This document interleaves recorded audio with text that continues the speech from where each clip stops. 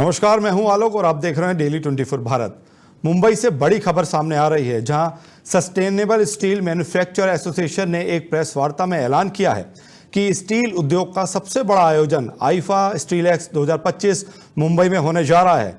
ये 2 दिवसीय स्टील महाकुंभ 19 और 20 सितंबर 2025 को गोरेगांव के बॉम्बे एग्जीबिशन सेंटर में आयोजित होगा। इस मेगा इवेंट में केंद्रीय इस्पात मंत्रालय के माननीय मंत्री और वरिष्ठ अधिकारी शामिल होंगे। इस महाकुंभ का नारा है वन इंडस्ट्री वन डेस्टिनेशन, जो स्टील उद्योग को एकजुट करने और उसे नई ऊंचाइयों तक ले जाने का संदेश देता है।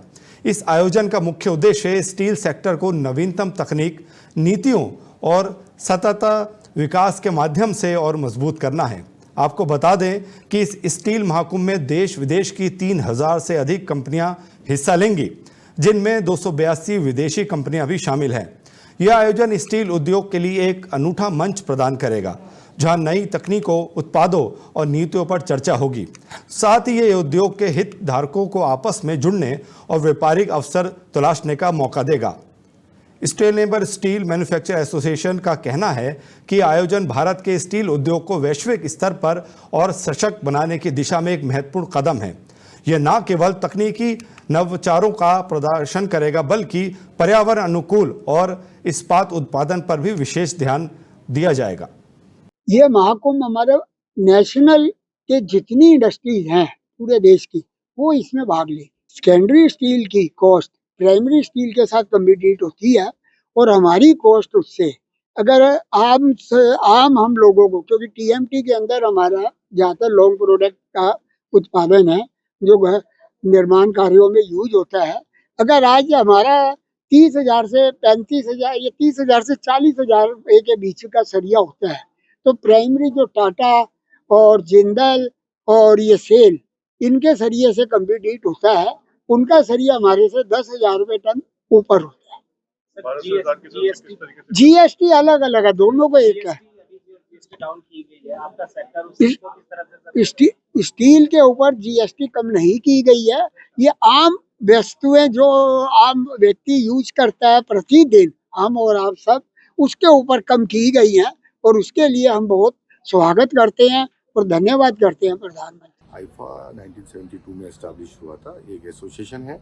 आईफा एक एसोसिएशन है जो कि अपने मेंबर्स के बेटरमेंट के लिए काम करता है। आईफा के मेंबर्स जो है 47% ऑफ द स्टील बनाते हैं। इंडिया के स्टील प्रोडक्शन में उनका 47% का कंट्रीब्यूशन है। और इस स्टील सेक्टर को रिकॉग्नाइजेशन देने के लिए स्टील मिनिस्ट्री ने हम लोगों को, हमारे एसोसिएशन को मैंडेट दिया है। बोला कि आप आपकी मेंबर्स को रिकॉग्नाइज करवाओ। तो इसके तहत बहुत सारी चीज़ें उन्होंने लाई है। इंसेंटिव स्कीम लाई है, ग्रीन टेक्सोनॉमी के तहत ग्रीन स्टील सर्टिफिकेट इशू कर रहे हैं, R&D के लिए काफ़ी फंड इन्होंने एस्टैब्लिश किया है। और इस इंडस्ट्री की ग्रोथ से इकोनॉमी में ग्रोथ होगी, ये ध्यान में रखते हुए इस इंडस्ट्री को सपोर्ट कर रहे हैं कि बात रखी गई है। इस महाकुंभ को स्टील मिनिस्ट्री ने सपोर्ट किया गया है, जो कि स्टील महाकुंभ 19 और 20 तारीख को बॉम्बे में होने वाला है। और इसमें स्टील मिनिस्ट्री से सारे लोग आ रहे हैं। स्टील मिनिस्टर भी आ रहे हैं, महाराष्ट्र के चीफ मिनिस्टर है, और new power consumer affair minister Shri Prahlad Joshi ji भी इसमें आ रहे हैं। तो कैसे हम हमारे देश का स्टील प्रोडक्शन को सस्टेनेबल, ग्रीन और अफोर्डेबल बना सके, इसके ऊपर इस सत्र में चर्चा होने वाली है। बहुत सारी पॉलिसीज का डिस्कशन होने वाला है। ग्रीन स्टील के certificate government of steel ministry issue करने जा रही है हमारे मेंबर्स को।